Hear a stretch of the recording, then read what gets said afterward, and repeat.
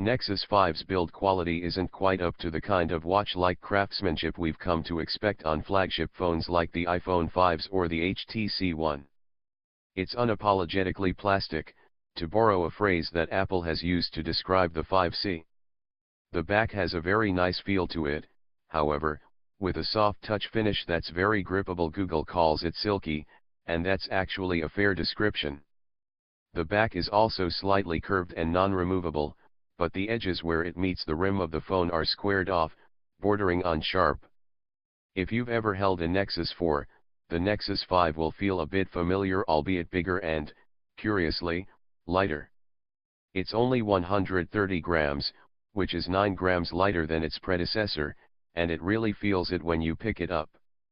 It holds a 2300 mAh battery, which we're hoping will hold up to a full day's use.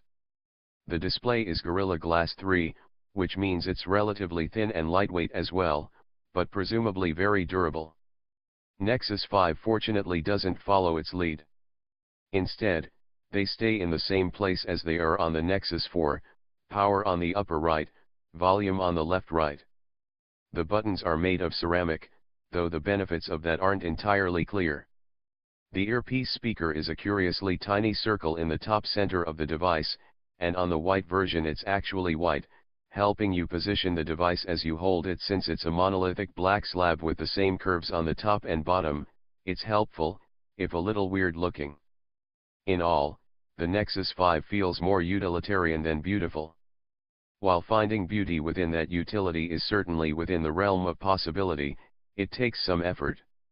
The big question with nearly every Nexus phone has been the camera. Since at least the Samsung-manufactured Galaxy Nexus, Google has talked big game, but the actual results have been disappointing. We haven't had enough time with the Nexus 5 to give it a full verdict, but our initial impression is that this won't make iPhone 5s or Lumia 1020 owners think that they're missing out. It's an 8-megapixel shooter with optical image stabilization, but camera specs on paper and camera performance in the real world are wildly different things. One of the big features in KitKat, at least on the Nexus 5, is something Google calls HDR+.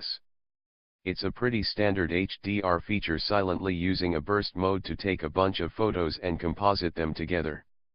We tested a few shots with a super bright window in the background and they came out better than we've come to expect from Android phones, but of course anybody familiar with said phones knows this could be damning the camera with faint praise.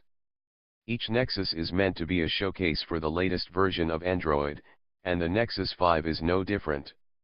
Google made a big deal over the re-branding of Android 4.4 as KitKat, but unless you've been paying very close attention to the development of the platform, you can be forgiven for not knowing what's new here. Visually, KitKat is a little cleaned up. Google has excised the Widgets tab from the app drawer, simplifying that experience immensely. You can still long tap to add widgets. The icons are bigger and nicer, but more importantly the status bar and button bar on the bottom are now translucent, showing content underneath them in certain cases. The wallpaper bleeds under them, as does Google Now, and developers can also set apps to go full screen, hiding both entirely. A new, condensed version of Android's custom Roboto font helps readability, but truthfully the visual changes here are tweaks, not overhauls.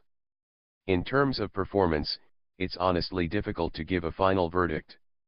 Everything seemed crazy fast when it came to launching and switching between apps. That's often the case with a fresh Android phone, however, so we'll need to spend more time with the device before we can render a decision. Speaking of rendering, the old bugbear of Android has always been scrolling performance. Especially in Chrome, there's always been a sense of lag that seemed completely out of place on top-tier devices. On the Nexus 5, we're very sad to report that the situation doesn't seem any better. There is still not a one-to-one relationship between your finger and the screen, and it's still crazy making. Nexus 5 looks like a wildly capable Android phone. It's fast and big with a beautiful screen and all the accoutrements you'd expect on a flagship phone.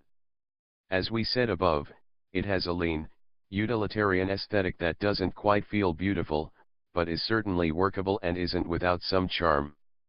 Like the Nexus 4 before it, We don't expect it will take the wireless world by storm, but we do expect a tiny slice of users to be very happy with what Google is offering. Watch more latest videos, subscribe LOL Tech Media or visit. Thank you for watching, have a nice day.